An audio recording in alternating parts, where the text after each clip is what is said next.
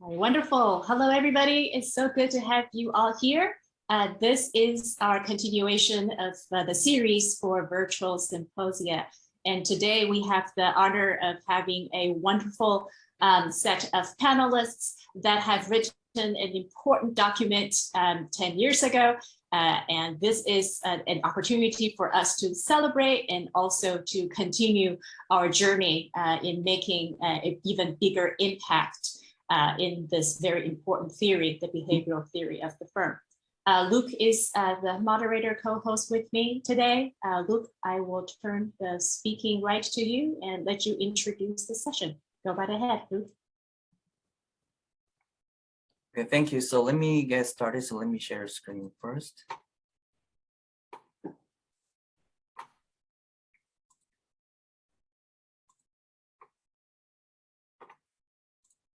Can you see my screen? Yes. Okay, so thank you for coming to the Stronger Together Symposium series. My name is Rhee, an assistant professor of strategy at the University of California-Irvine. It's my honor to moderate this session together with Gwen Lee, professor of management at the University of Florida. So as you all know, the topic of today's session is the behavior theory of the firm, not the version of the 1963, but the version of 2012. The junior faculties, including myself, and as well as PhD students who are serious about this theory must have been admired by the plausibility or extensibility and integrative nature of the original theory. At the same time, we may have been curious to know the relevance of the original theory to modern contemporary organizations and the value proposition of the theory for us as a scholar who has a mission to dig into organizations in the context of 21st century. So fortunately, we have exemplary guideline piece published in 2012 at the Academy of Management Annals, co-authored by 4 Neo-Carnegie scholars who are academic descendants of the original first generation Carnegie School scholars. And so Giovanni, Henrich, Dan, and Willie. So as we all know, each of them made a huge contribution to the field of the organizations and strategy individually. But in this piece, well, they, as a group of Neo-Carnegie scholars, collectively paid attention to the question that we may have been curious to address. So specifically, well, here are the 3 paragraphs of their paper. So this is introduction. In the second paragraph, they started with the acknowledgement that the theory has been influential and has inspired an academic community of behaviorally oriented students of organizations and strategy. And then they asked the question that in the third paragraph, so can this influence continue? And how can the premises, foundational concepts, and overarching aspirations of the original Carnegie scholars guide future inquiries into organization administration? So how can they be used and developed to form the basis of modern behavior theory of management? So one of the goals of the session today is to revisit those questions and hear the co-author's perspective, both individually and as a group, about those questions, and as well as their motivation to write this paper and their observation about our field since the publication of this paper 10 years ago. So here's the agenda for today. So we start with each panel presentation for up to 12 minutes, which is followed by questions that Gwen and I will ask all the panelists. And then we will open the floor to questions. And between panel presentations, then we take one question for the purpose of clarification. But we hold rest of questions until all the panel presentations are done. So without talking too much, and I was following the order of the authorship in the paper, please let me first introduce and welcome our first presenter, Giovanni. Hi. So let me stop sharing my screen. Yeah, let me see if I can share my. Okay, and I put in the chat room an invitation for you to submit questions for the panelists. I will collect them and have them addressed towards the end when we have the Q&A. Do you guys see my presentation? Yes. Perfect. All right, so good morning, everyone. Thanks for your interest in the session, and especially thanks to you, Gwen and Luke, for organizing it. So you asked 3 questions, and I tried to be as diligent as I could in answering them. With respect to the motivation for the paper, well, I don't, it's been quite a while, and, you know, I'm not sure I remember precisely, you know, what led me to this particular paper, but I remember vividly what led to the, you know, precursor of this paper, which was the Neo-Carnegie article that I co-authored with Dan and Willie. And in fact, I did some digging and I found an early exchange that I had with Willie a long time ago. Maybe you remember that, Willie, in which I basically sent you this email and I said, you know, look, this is what I'm really interested in, you know.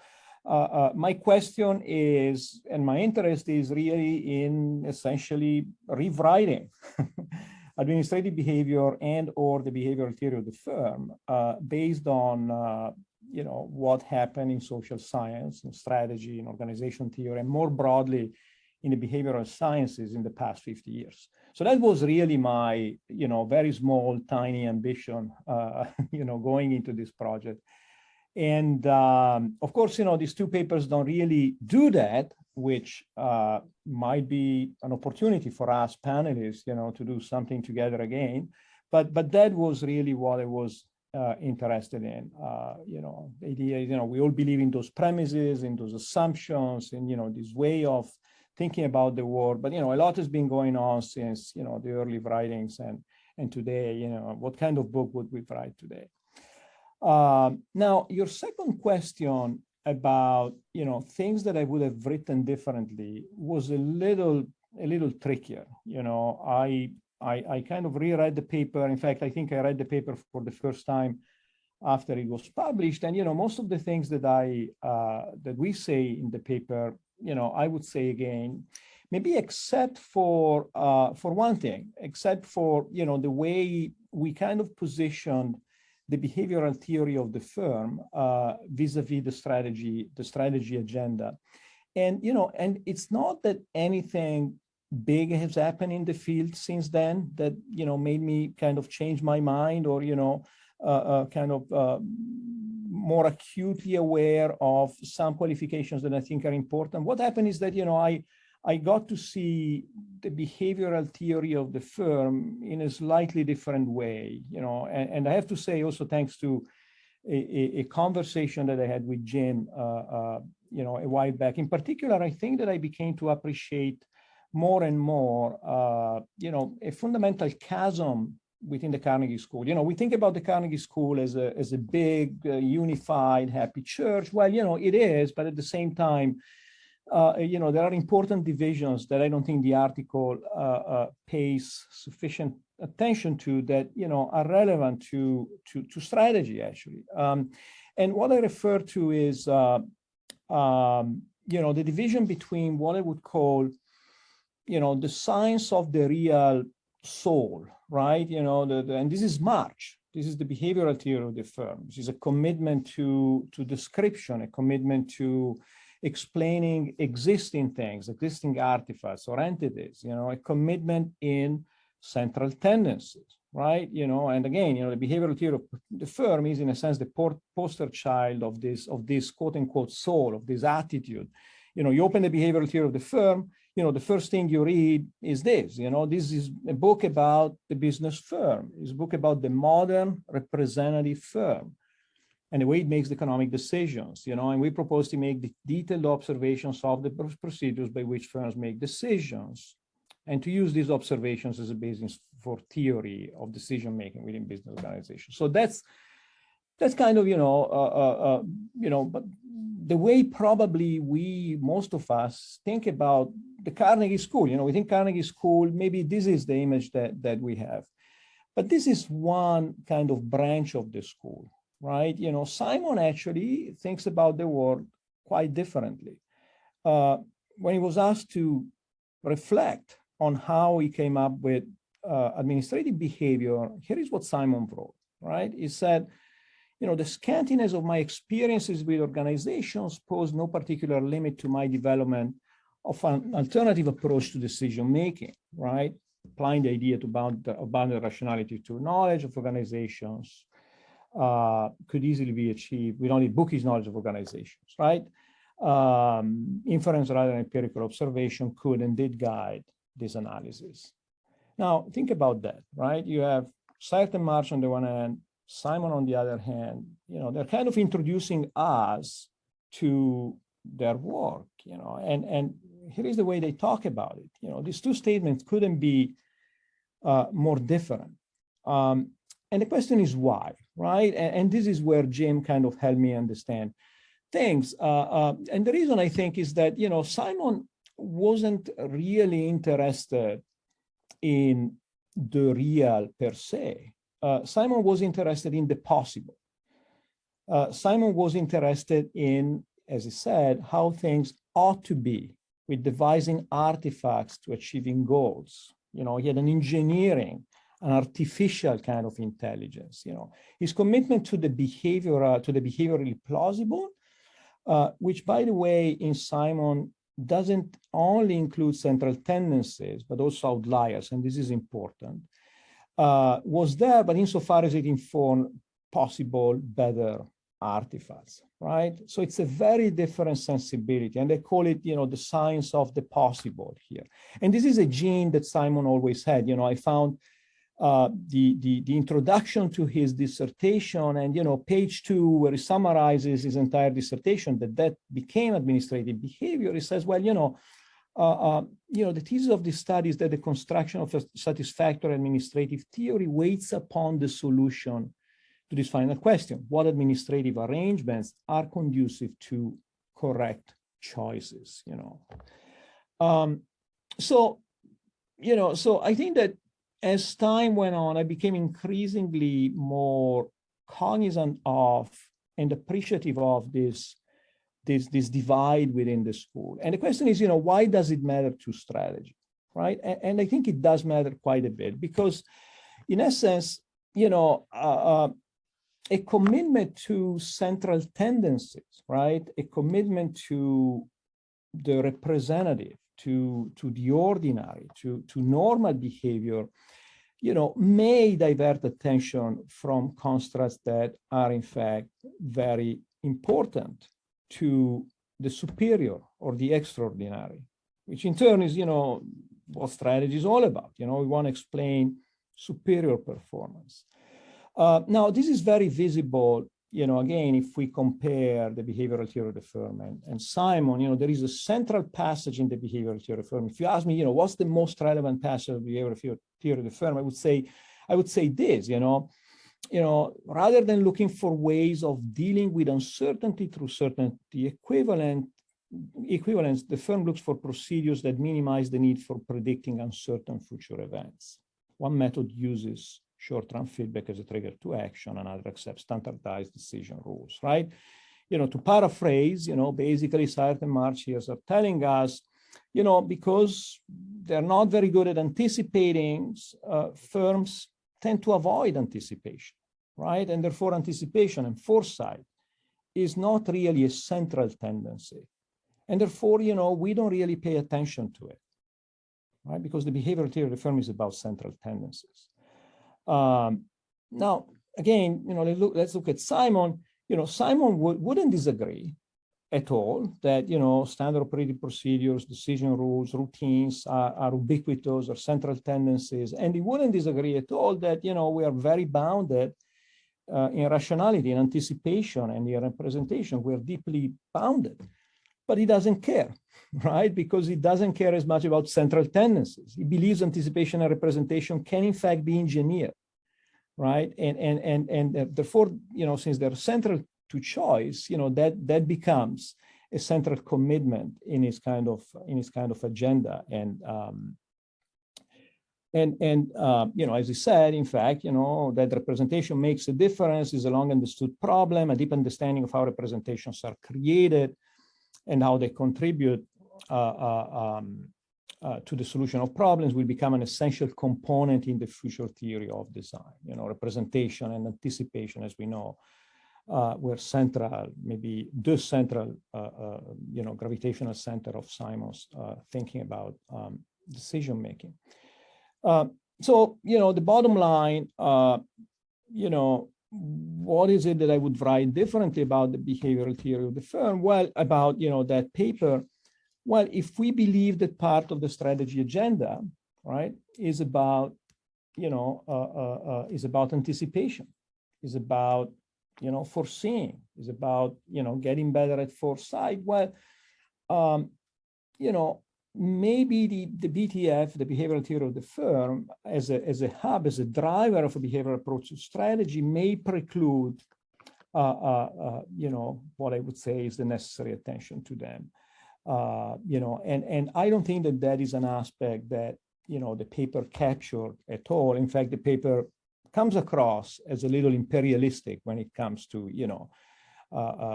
relating the behavioral theory of the firm to the strategy agenda. And the other soul of the Carnegie School, on the other hand, may be a better port of embarkation when, the object is to think intelligently about, again, representation, anticipation, foresight. So that's kind of, my take on your second question. On your third question about, and I will be very brief since I'm running out of time here, about big developments in the field. Well, I thought about it through the lens of my experience as journal editor at Organization Sciences and Strategy Science. I saw lots of papers, and I would say that I didn't see, especially as far as the strategy side of things is concerned, and I'm going to let Henrich, Dan, and Willie talk about things that are closer to their heart. I didn't see major research agendas, right, or major big ideas. Most of the work is quality work within existing research programs, on performance feedback in particular. I mean, I don't know, you can't believe how many papers I handled on performance feedback. I think that might be the area that is most saturated, in the kind of behavioral theory of the firm domain. Representations, attention, micro-foundations, organizational learning, categorization, etc.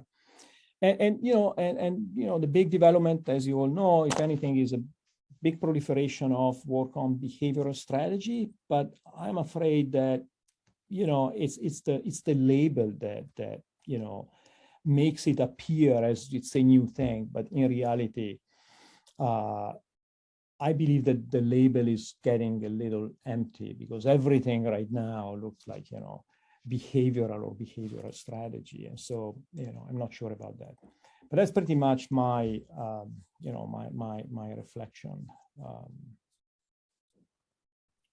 Excellent. Thank you so much, Giovanni. Do we have a quick clarification? If you have, please post them in the chat. And now we can transition to our second speaker. Let's go ahead and test your slides for presentation. Henrich?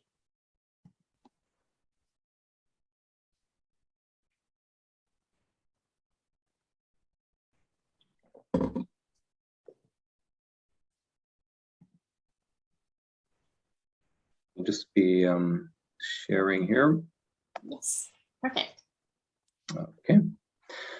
So behavioral theory of the firm at 10, but really at 59. I'm taking into account that we were just doing a little bit of a rehash of it. And this is my view. I think the benefit of a panel like this one is that you can add up 4 different views plus your own, and maybe we can come to some broader view of what it should be like than just any of us talking here. So let me get into the questions that you asked one by one, and I'll let the slides help me be fairly disciplined about how to do this. So the first question was really why did we want to write this this paper? I mean, it's really a question about state of mind, which I obviously don't remember so well, but I can reconstruct it, at least by reading the paper, which I also did one more time. I think we wanted to clarify some things. We wanted to make some connections, so we wanted to connect, and we wanted to inspire a little bit. Clarifying, I think we wanted to try to create a better understanding of the whats and the whys of the behavioral theory of the firm, which had come to that wonderful position of being cited a lot, but often ritually cited, which means that, you know, it was being used in ways that looked a little bit off in one way or the other. So it was really a reminder of what was being said here and what are some of the research streams that are closest to what and what the behavioral theory of the firm. It was a clarification. The connection was that there's a fair number of research streams that had elements of the behavioral theory of the firm in them, in addition to what we would most easily recognize as the behavioral theory of the firm. So we, I think we made some effort pointing out connections like that when we reviewed the literature, not staying rigidly within a certain number of scholars who are most easily identifiable as behavioral theory of the firm people, but people also reaching out to those doing sympathetic work. And I think we did a fair amount of that too. The final one was really just to inspire, because we looked at what's been done and how could more of it be done, how can it be directed better, what would be a nice list of things that look like they should be added to the work that's already been done. And so we had a number of suggestions there as well. Yeah, those three, clarify, connect, and inspire, were really the main goals as far as I saw them, as far as I can recall. Now, you also asked a slightly more complicated question on how could the article have been written differently. I have a simple answer to that. Well, it was pretty much perfect as written then, so really no changes. I kind of like it. But you can rephrase it to ask, what should it look like taking into account what the literature looks like now? How would we make an updated version of it? Especially taking into account that we've done a little bit of work, but we've basically been outpaced by all the other people. So they're ahead of us in many places, and we would need to catch up. And I see quite a few places, and this is just from my point of view, from my position. Multiple goals were very important for SARD and March. There's work on that now, a fair amount of work, but this could be made much more precise by thinking about a couple of more issues that people haven't given full attention yet, partial attention, but not full. Goals aren't held by anonymous organizations, or it's like they're held by the organization as a whole. They are typically held by units or by roles or by people holding that role. So goals are very specific, and the more specific you get, which organizational unit has the goal, which role is overseeing the goal, which specific person inhabits the role, the deeper you get into those types of considerations, maybe we will learn more. There's plenty of room for more additional work on that. Goals also are phrased in different ways. There is the old argument about how numbers are magic. As soon as something can be quantified, it becomes more important than maybe it deserves to be. Well, there is something similar about formalization. As soon as there is a review process around the goal, then it also becomes more important, maybe deliberately so, but often more so than intended. And we start looking at this. And goals also have different consequences for the organizational units that have the goals, or for the people occupy the role that oversees that organizational unit.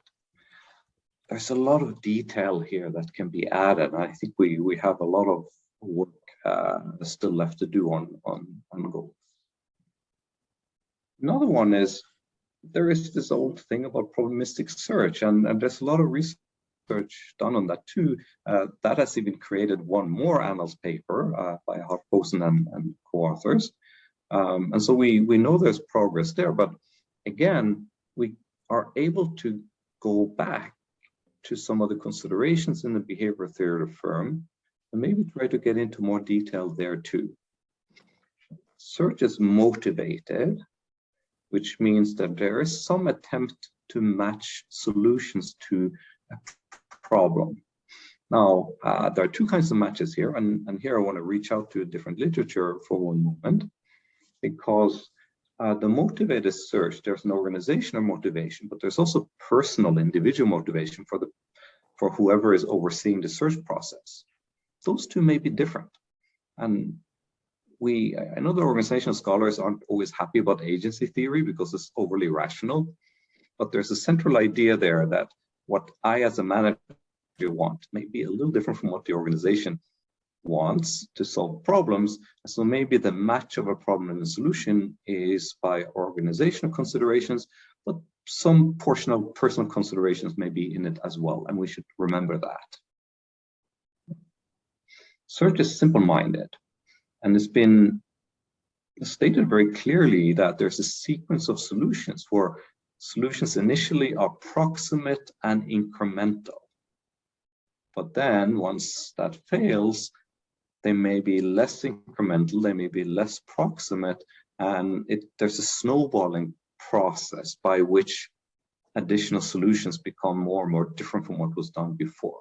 We believe this to be true, but how often do we test it? It seems like a wonderful research opportunity to look into those sequences. Search is also biased. And of course, decision makers have all sorts of experiences that, equip them with these glasses that they see the world through. So you see certain things very sharply, and then other things you're unable to see particularly well. And we've only just started looking at those types of decision maker experience and the effects it has on the decisions. A particularly interesting branch there is that organizations have internal discourse. There's also environmental discourse about things that are viewed as problems. I mean, institutional theory is a lot about those types of discourses. Well, we can measure them now, and maybe we should try looking at how they affect decision making. I've already tried to do a little bit of that work myself in the paper with Viva Gaba on the airline safety, where one approach was to just measure which aircraft are unsafe, and so maybe the airline should stop using them. But the other one was to look at sentiment analysis. Which aircraft is the press writing bad stuff about? Both of them predict behavior.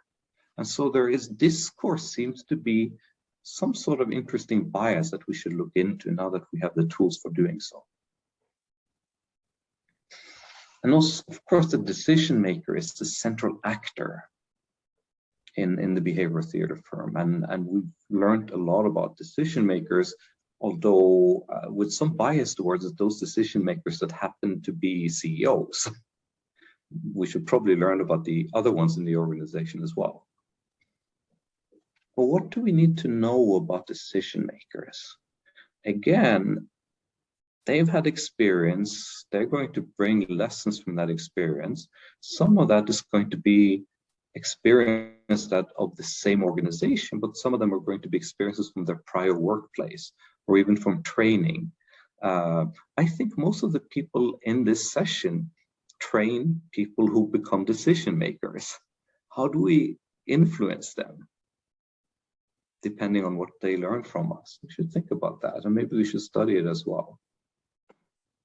There are also specific positions in the organization. Organizations have structures, which means that there is a relationship, it's a network of roles that interact with each other.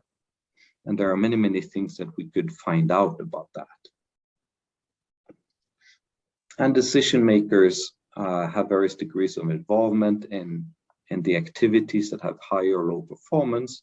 They are in an environment with greater or low ambiguity about whether things are doing okay or whether things need to be fixed. Decision makers may or may not have power. And so maybe they are trying to solve a problem in some particular way shaped by their experience and their motives, maybe they try to do self-enhancement. And here I just have to make a little plug because we did write a book about that, the tension between self-enhancement and problem solving, and the issues that come around where is the decision maker in the organization, and what are the ways in which they are influenced by the organizational structure and process. Okay, final question. How has the field evolved?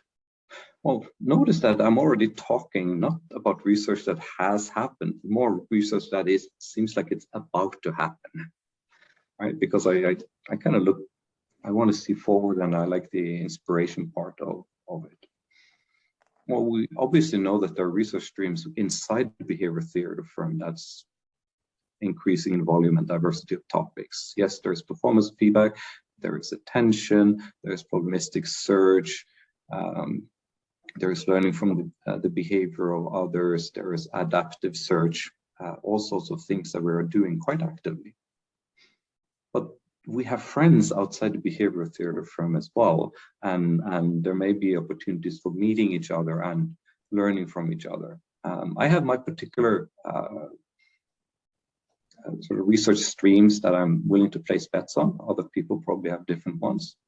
I'm really excited about the linguistic turn in organization theory, because understanding language and being able to analyze it formally gives us great tools for finding out what are the decision maker biases right now. Because we often pretend that decision makers mostly look at numbers and things like that, but it's not true. They look at language, they listen to language, and this shapes their decisions a lot. We just haven't analyzed it carefully enough, and we're at the brink of being able to do so. Short reminder that part of behavioral theory of the firm, the foundation of it was, as Giovanni said, you get from observing the organization very carefully. It starts with qualitative analysis.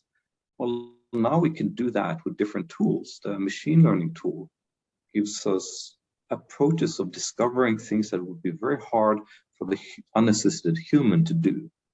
And at some point, we're going to start using that effectively. I don't know when, and I hope it's soon. And of course, this is just a small lament. Wouldn't it be nice if, to an increasing degree, the behavior theory of the firm went back into the firm and studied what happens inside? I know the reason we're doing it so little now, we simply aren't given access to the data that we want, but we should really knock on doors and try to open them and find out what is happening inside the firm. What are all those local search processes that was part of the inspiration for the behavioral theory of the firm? So those are some of the ways in which the field has evolved, although to be honest, I need to say those are some of the directions where I think maybe the field may evolve in ways that would help the behavioral theory of the firm. All right, thank you. Hope I'm not too much out of time. Thank you so much, Henrich. I really appreciate it. Lots of really good information. And whenever possible, I try to capture them in the chat. So there were several papers that were mentioned. So look into the chat and I will compile them and post them for general audience later on the YouTube channel. All right, so our next speaker is Dan. Okay, great. Thanks so much. So I can see you folks a little bit. Okay, so, sort of starting in ways connecting to Henrich's initial remarks that, the sociology of knowledge, there's this work, what motivated the focal actors, and then how we come to understand it. And then that highly reduced form understanding some 40, 50, 60 years later. I think the focal actors had this kind of, my Lego structure intended strategy, a coherent intellectual structure, very much. There was, we talk about the black box of the firm that economists left. They're writing in 1963. Agency theory doesn't really get going for a decade or so more. So there really was economics as a theory of markets and firms of production functions. So it was a really enormous void, and they're going to, made this ambitious effort at a coherent structure. I think the realized strategies that were the realization was more this stew. There are these elements, probabilistic search, feedback, goal conflict, and different pieces of the elements of that stew kind of get picked up. But the broader structure was a bit lost. So I think, part of our motivation, is, well, we may not create a Lego skyscraper, but maybe we could go from a stew to a compote, like, where the elements are a little more visible, where their interrelationship is a little more apparent. So kind of a more moderate goal. And so highlighting what are those foundational elements, property of individuals, this bringing in over structure, at the time we're writing, in particular, the politics and conflict have been kind of, somewhat underappreciated coming out. Willie will speak later. Willie's kind of one of the key people. Willie is a dual student of Jeff Pfeffer and Jim March, kind of always, kind of help bring politics to the fore, and then these, issues around attention. So there's, I think, part of our kind of ambitions of that sort. And actually, in my reread, I was kind of a little bit impressed with us in some ways, where I was going to say, I think we were pretty good at also noting that the behavior theory firm, there was the firm, this is more of this thing called a market. Yes, there was a little discussion about oligarch competition, but we noted, well, let's embed the firm in networks. Rules and routines just don't come from the organization. As Willie in a lot of his work has pointed to, there's institutional environment, and that's also where they come from. So I think we actually, I felt ex post good about ourselves, like, oh yeah, we did point to those connections. I'm not sure they've been so fully developed, but in terms of the where we are going forward, let me go to the most saturated part of the pond, as Giovanni correctly noted, and saturated not only in the sense of the contemporary discourse, it's the most deeply rooted. Okay, so stimulus response learning is a pretty old idea in psychology. Felipe Zazar has a beautiful recent Annals paper where he kind of links some of the org theory work to AI and cybernetics.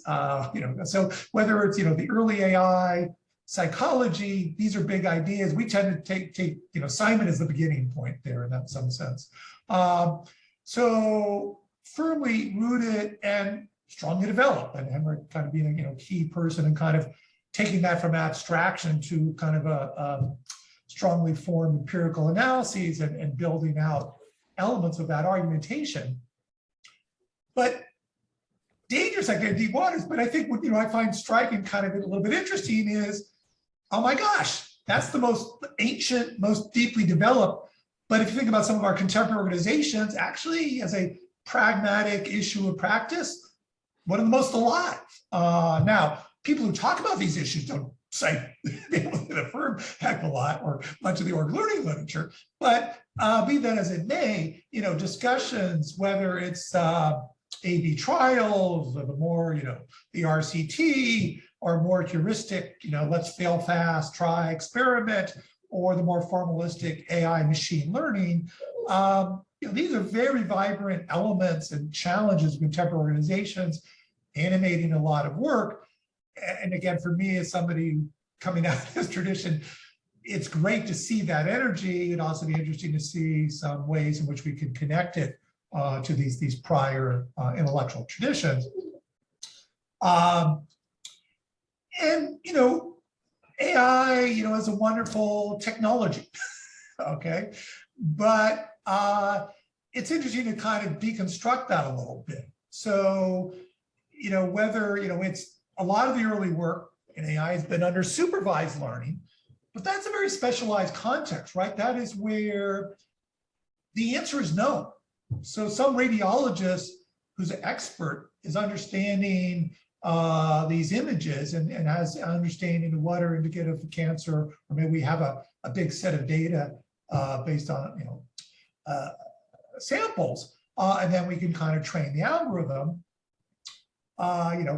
Unsupervised learning, I think, per Henrich's remark, that's sort of where you're beginning to see AI enter the management literature. We're like, let's do the text analysis, let's try to structure this rich linguistic stream.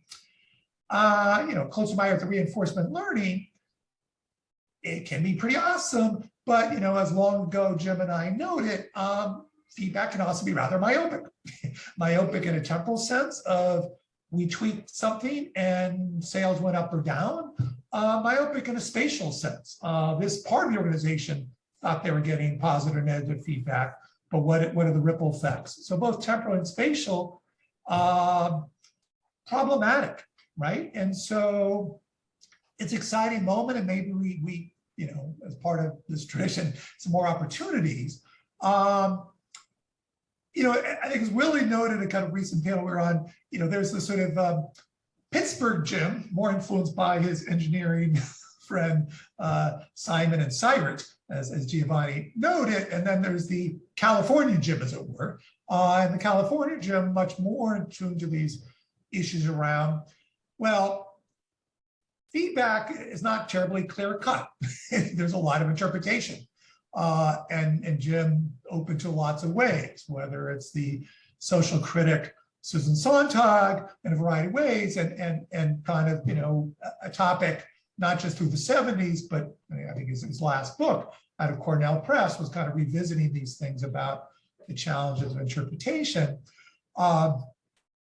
And like Henrich, I've been kind of animated by some of these issues, partly around the multiple goal problem, and even if individual goals we trivialize them as having some discrete qualities in composition, as Klaus and I kind of like the imagery of look a bit gray from a distance. And then there are these issues of what's the salience weight and so on. And it is interpretation. It's not the AI algorithm that's going to kind of create some complicated weighted schema over these little tiles. And in that sense, I think, yes, we have probabilistic search and so on. Despite a long-standing topic, I think we still have a tendency to sort of trivialize. And in some sense, there's sort of two poles where it's kind of simple to think about. There's the sort of ex-ante pole, Giovanni and I talk about it sort of offline. I pick up this lottery, this ping pong ball, I decide it's good or bad, and I go off and take it. The other limit, there's the ex post. We ran the trial, okay? We did the A/B test or something, and B turns out to be better than A. And so we let it experientially play out. That can work for small, narrow tactical things.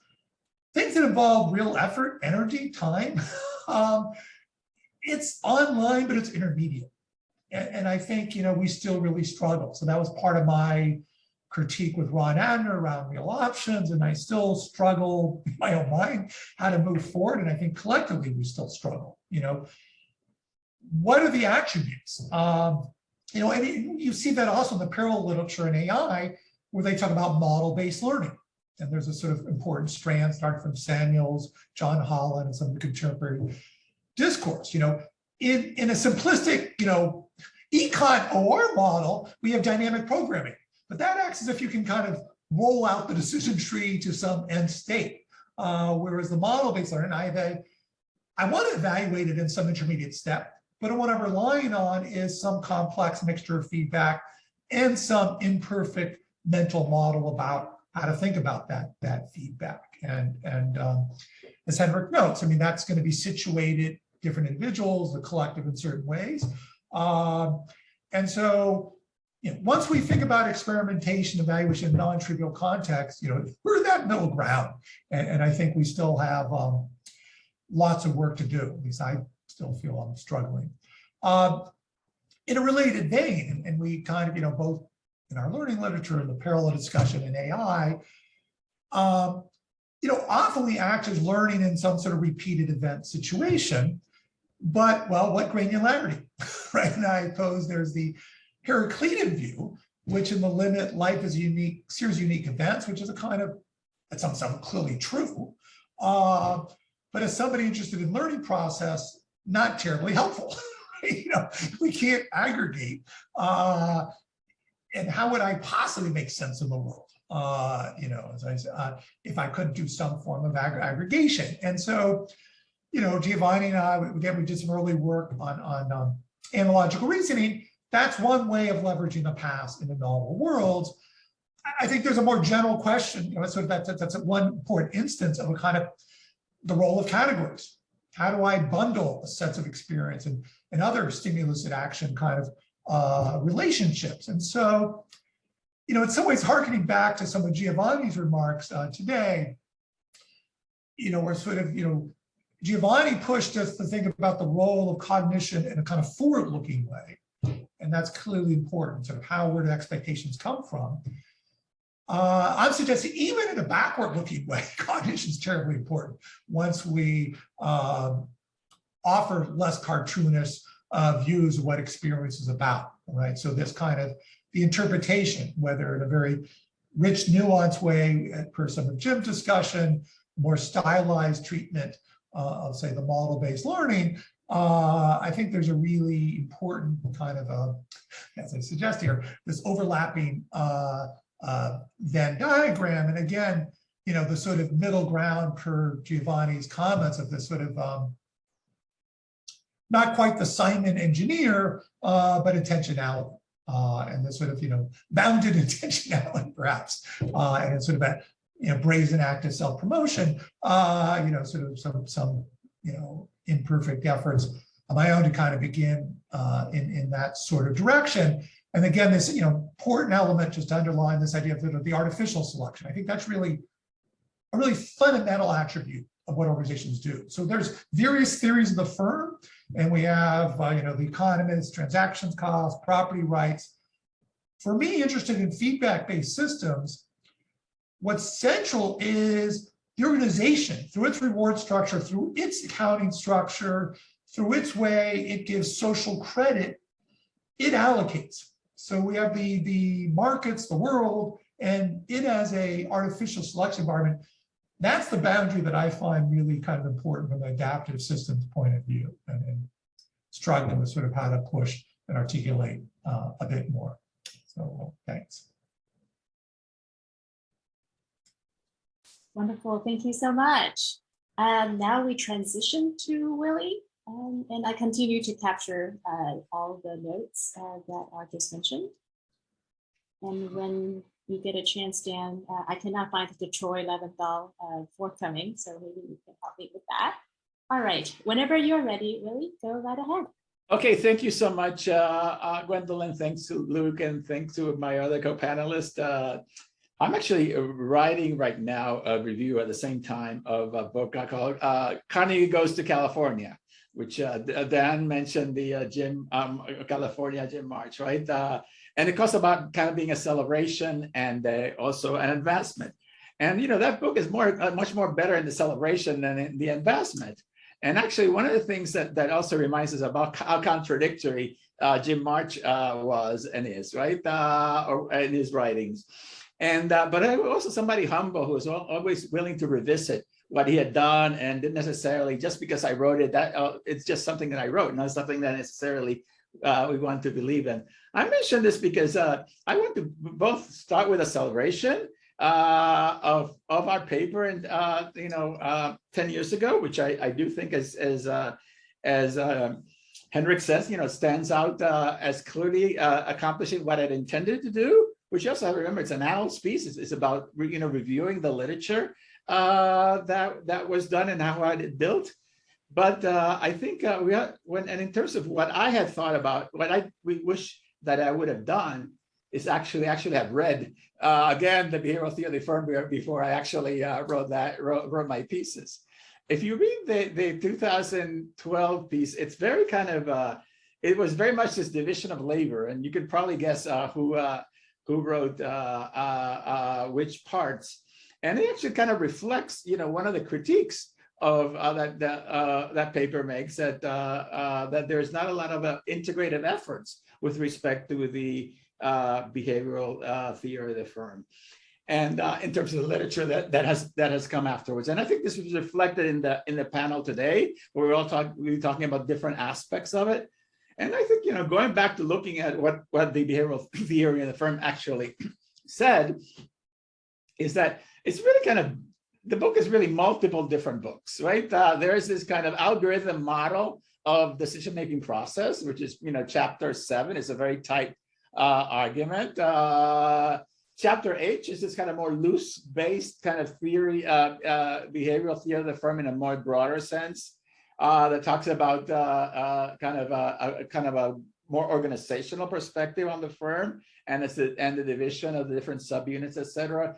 And there's a lot of different chapters that are also somewhat decoupled with each other. For instance, there's a chapter on expectations, which is actually more forward-looking than I remembered it to be, right? So one of the critiques that we make in the 2012 article is that research has not been very backward-looking. And there's this brilliant article by Giovanni and Daniel that talks about the backward-looking versus forward-looking expectations. But here, there is actually very forward-looking aspects of it. And part of this is that, the behavioral theory of the firm, the way that I think about it is that, first of all, it's foundational to organizational theory as we know it. It particularly is foundational to kind of think about organizations as open adaptive systems, and the adaptationist aspect of organization, which we all are part of, is central. And there's also foundational in terms of leading to all these different perspectives, resource dependence theory, actually contingency theory itself, learning theory as we know it, of which people like Henrich and Dan are central part of it. It's certainly, I would say, one part of the trajectory that is both built on the behavioral theory of the firm, but in a sense takes a somewhat distinct direction. So, but that integration that is somewhat in chapter 8 really hasn't happened. And that's probably more reflective of the field as a whole, the field of organization behavior and macro-organization behavior and strategy. But if I want to criticize behavioral theory of the firm, part of it is this book is quite dated, I would say. And I say it's dated because it really does reflect the firm as it existed in the 50s and the 60s, right? It's on the kind of managerial capitalism model, and as most of you perhaps probably know, I work on institutional logics, and the firm in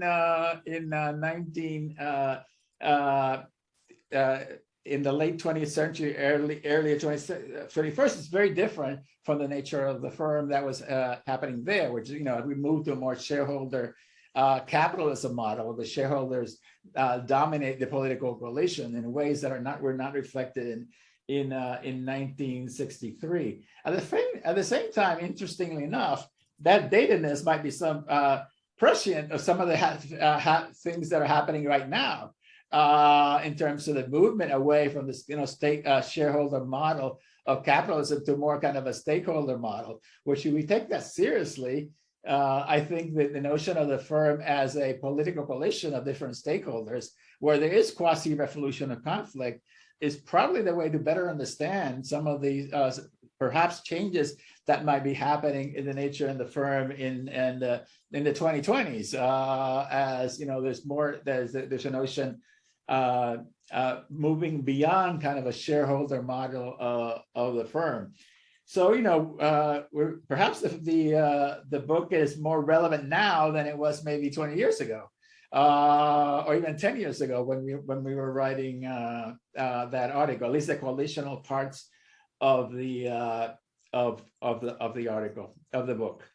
And, I do want to talk, I think this is really important and something that looking at the quasi-resolution of conflict and the firm as a coalition is important.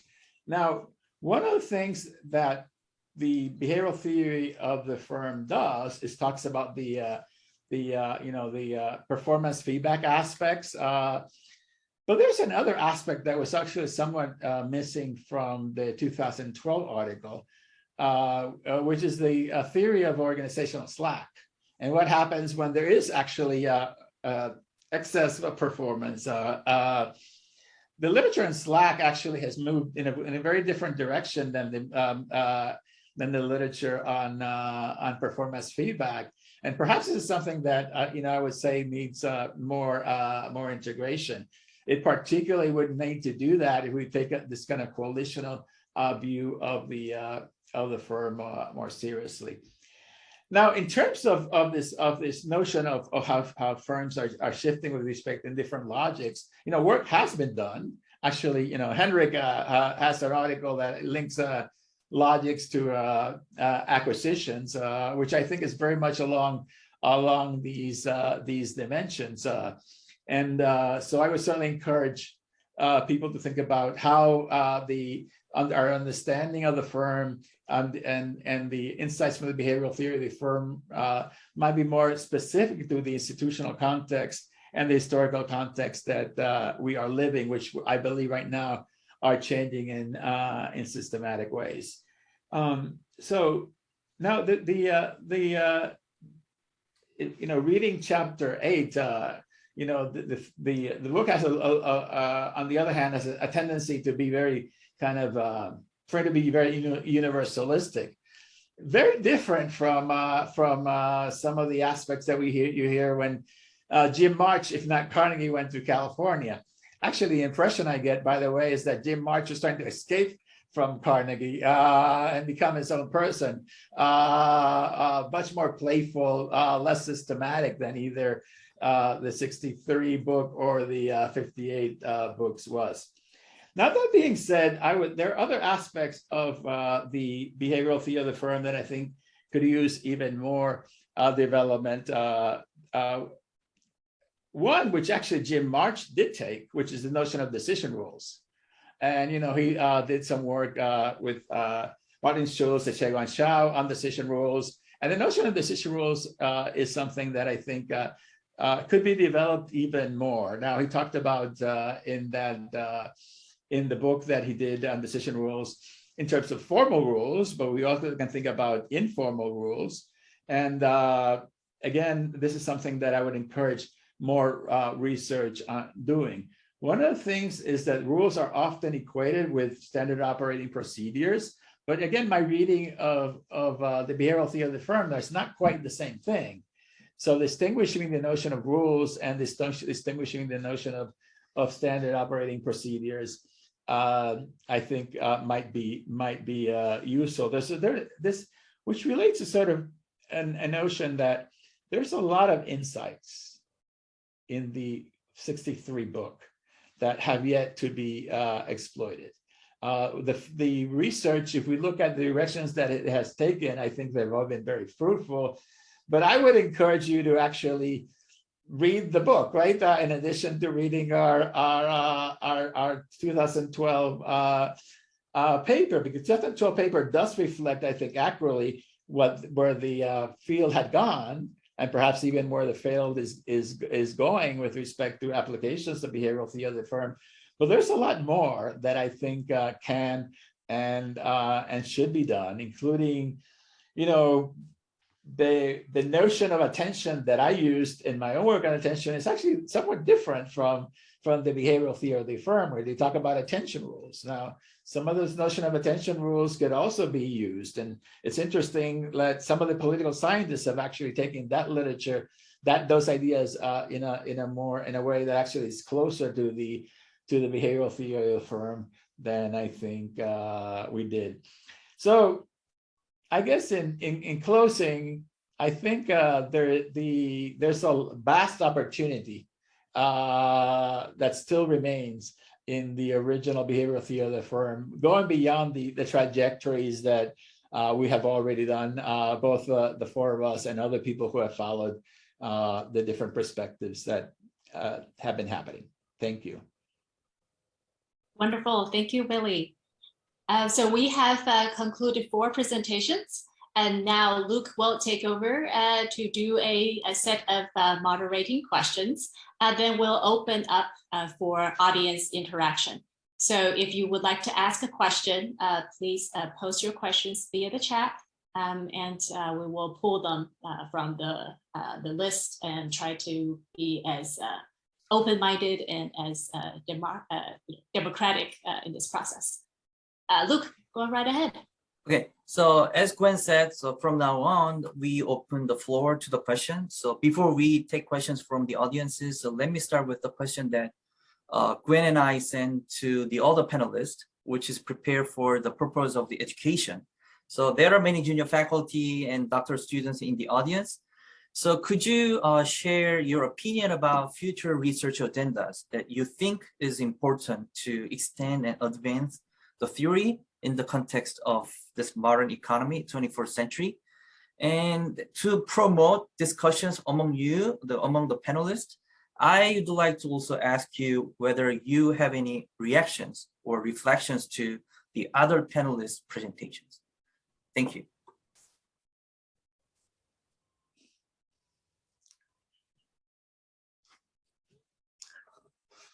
Well, I'll start with the first question, and I think I already answered part of it, right?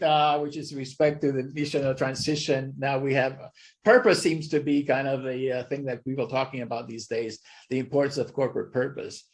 That was actually not reflected so much in the behavioral theory of the firm, but it was reflected in the firm as a political coalition that talked about the possibility of them being something more integrative.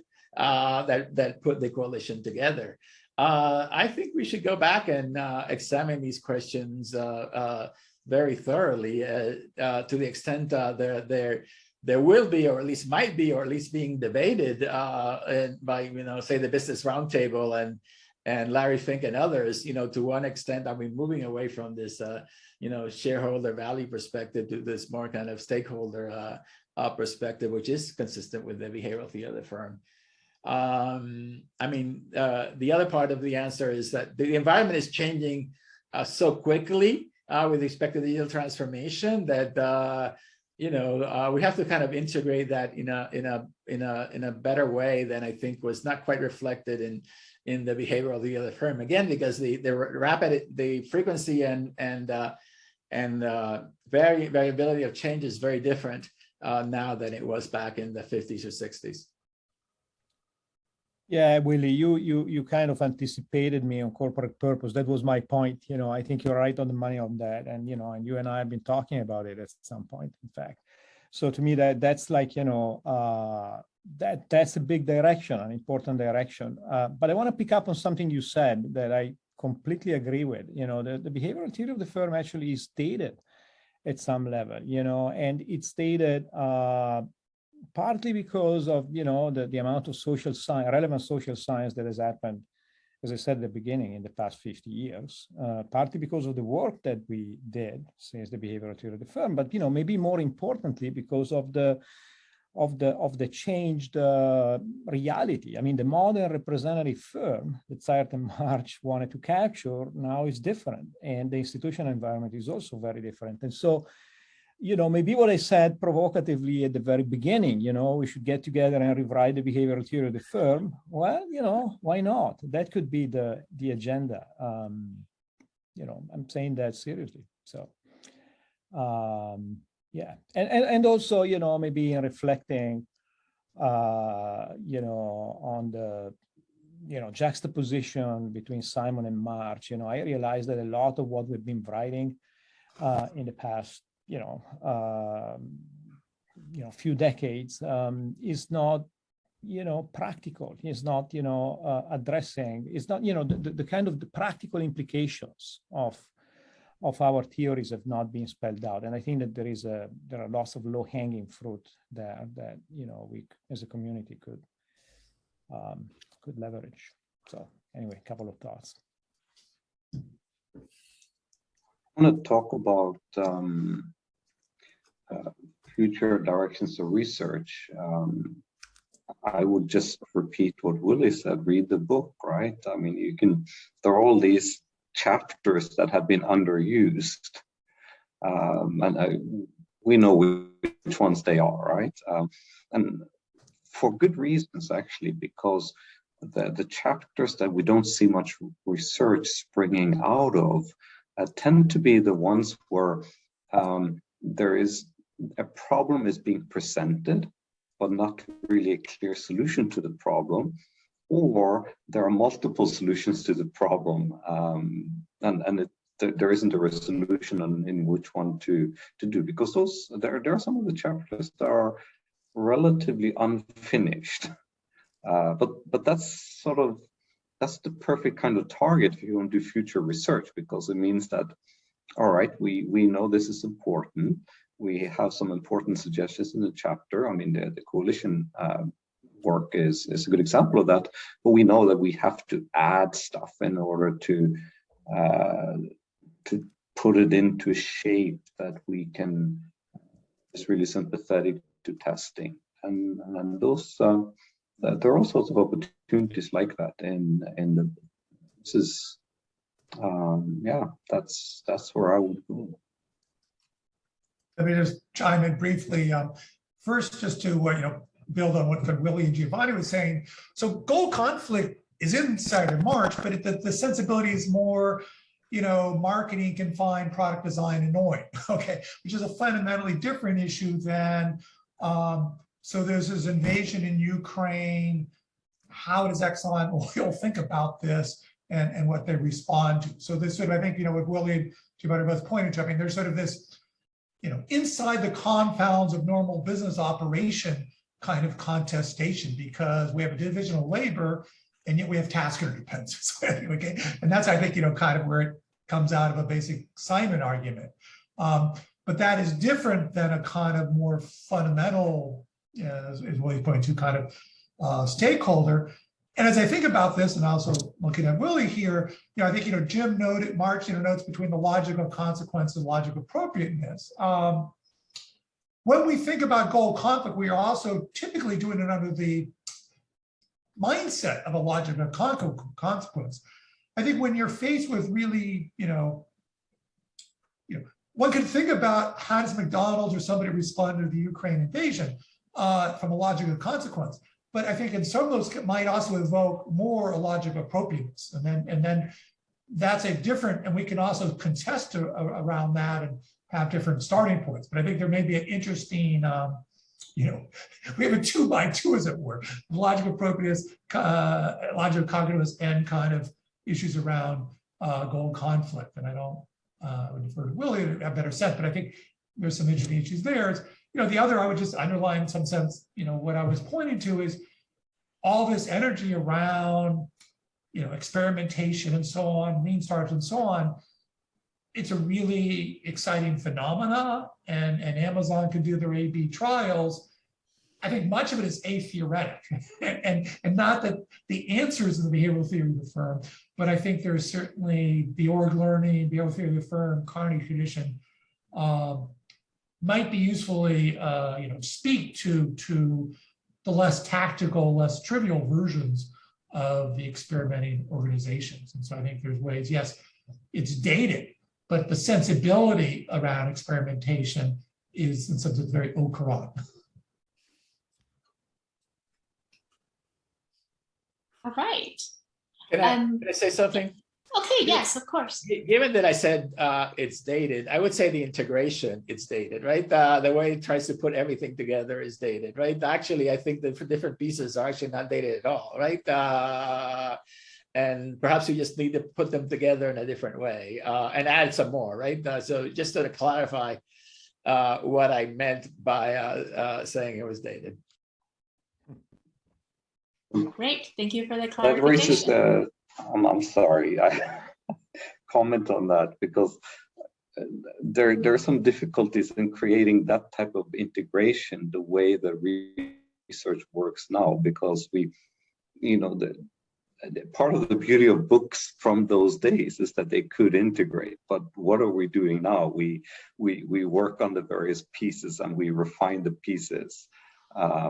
Yeah, so maybe we should do what Giovanni said. We should come together and do one big massive integration, different from what we're doing in the articles. Well, Yay, a new book. Great. So I'm going to nudge the panelists to take questions. I have two that are being listed in the chat, and I think I'll probably just have enough time for those two. The first question is raised by Ji Sao. Would you like to ask that question yourself? You can turn on your video so we can see you. Hello, hi. Hi. I do have a quick question for Willie. You mentioned about the decision rules. I do think about that question quite a bit. So are you suggesting, like, for instance, if a firm has a performance shortfall, lower performance than the aspiration, then what are they going to do? The literature talks about a lot of responses, R&D, budget cutting, etc. So are you suggesting, like, maybe we should have thinking about the rules of decision rules, like for different firms, they have some different rules to think about which response they might take? I'm going to go back to Henrich's point about we need to understand, we need to have data what's happening within the organization, right? The only way we can really get into that is doing that. So I'm actually about to start a study which is amazing because about this University of Illinois a program of developing the spit test, right? And how they were able to implement it. And the managing director of the program is actually it's going to be working with me on the program. We have all this data about all these meetings, everything, all the rules that they made, etc. So I mean, this is like nirvana, and for me, and it's a way of combining both. The way that I'm thinking about it right now is combining my work on attention with the behavioral theory of the firm, right? I think the part of this is that I mean, I've done quantitative work applying this, and Henrich is probably a master on doing empirical work. But to really take the whole theory completely, you really would have to really get into much more detailed analysis that is more qualitative. Now, the work that March did with Xiaoguang and Martin Schultz is because Stanford had all these written rules, right? So they actually coded all the written rules, and being now at the University of Illinois, which has all these written rules, I think that can be done. I think it's much less likely to happen within a for-profit firm. Okay, so you are suggesting, like, maybe it's a better way to understand the behavior firm. We should go deeper to the reality to identify those rules that firms have utilized to decide their decision making on the different scenarios. If you take the book seriously versus, I think, all the research that is simpler and more encapsulated, stylized, it's about decision-making processes, really, right? And the rules that guide decision-making processes. I mean, that's how I interpret the behavioral theory firm. Now, it doesn't mean, as Henrich would say, well, it's hard to do anything like that in a research paper, right? So then we tend to kind of aggregate and simplify and do a lot more stylized models, or Dan will do a simulation, right? That's another way to capturing it, right? So I'm not suggesting necessarily that we do what I just said I'm going to be do, precisely because it's really hard to capture decision rules, right? Unless we have some access to what they are. Okay, good, thank you. Okay, so we have time just for our final question. This question was raised by Daniel Kim. Daniel's mic is not working, so I'm going to read it as the way exactly how he wrote. So perhaps this is March, but the behavioral theory of the firm focuses a lot on how managers are imperfect, but in an optimistic sense. There is little jealousy, sabotaging, political vendetta, access greed, Is there a way to incorporate these evil, bad tendencies into what we think about behavior?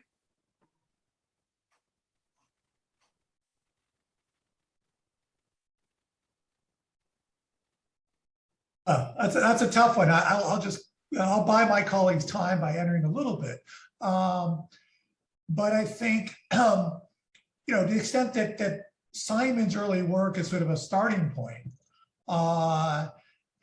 it's a emotionally barren conception of human action, right? So, there's lots, that's a starting point in which some of the bounded rationality literature moves. And so I think per Daniel's observation, it is, a bit, it's a boundedly rational version of Spock, to give a different cultural reference, okay?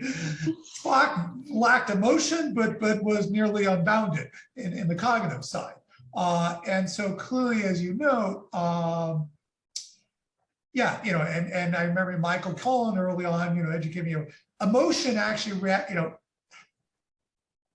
we're more reactive to that, is precognitive, and obviously frames what happens. And so clearly our central building block in some ways on this tradition perhaps puts us on a path dependence journey of intellectual development that sort of sets up that that critique. And so Henrich was noting sort of motivated search. So the individual's there as this sort of feeble-minded Spock. And maybe that isn't the best building block. And I think Giovanni referenced so the behavioral theorem 63, but really when we think about Simon, that's even earlier. So is our canonical representation of the actor what you'd want to do in 2022? And maybe there's kind of a root element of now it needs to be simple. And actually, Willie, Giovanni, and I had kind of in our first episode a lot of discussions, and Willie kind of appropriately pushing kind of a richer conception, more situated. But let's say a better reduced form version of the actor. And by the way, Dan, wasn't docility like a fundamental assumption in Simon? Simon did, later on talks about docility, right? And so if we're going to adopt premises, actors need to. But I think the broader point is, we have a kind of, it's going to be simple and never make psychologists or richer conceptions truly happy. But in some ways, this tradition started out stripping perhaps really important elements that motivate behavior. We're not just we're creatures of habits, but we're also creatures of emotion. So what you're saying then is fundamentally I'm sorry, Dan. So keep going. No, what you're saying is fundamentally we need to rethink the fundamental micro foundation here, and rethink the actor and inject a richer. Yeah, I like that a lot. That would be. I like it a lot. I don't know how to do it, but go ahead. I'm sorry. Go ahead, Willie. No, go ahead, Willie. One of my favorite books is Moral Maces by Jackal. And I could certainly see integrating moral maces into the behavioral theory of the firm, right? Because it's a game about playing the numbers, right? And how these managers basically, they want to do short-term profits, right? And to get promoted, right? And then they have all the docile people are the ones who work for the managers and do whatever the manager tells them, no matter how immoral it might be, right? I think that book is also, a bit dated, but not completely. So, this is another thing that I don't think we have. I mean, I implicitly talked about it when we were talking about bringing logics into the study of the behavioral theory of the firm. But I think you can take other perspectives that might be more complementary than you might think. And that is certainly one that comes to mind to me. I like that a lot. So the interesting thing here with these misbehaviors or other motives that you may be talking about, is there a way of bringing them into the theory? Yes, of course, but I'm not sure I know the way. But some of this has been anticipated. I mean, what is the whole purpose of having organizations having decision rules and having a theory with decision rules in it? Well, the idea of a rule is that you can't quite trust the individual decision maker to act the way the organization would like to without the rule. But then, of course, given that you have a decision rule, is the decision maker going to be creative enough to think of a reason why the decision rule doesn't apply, and instead some favored solution with some individual benefits for the decision makers should be picked instead. And so you have all these layers, all right, where there is an organizational system with rules in it, and there are reasons for the rules, but exactly because there are reasons for the rules, there are reasons that you might want to deviate from the rules.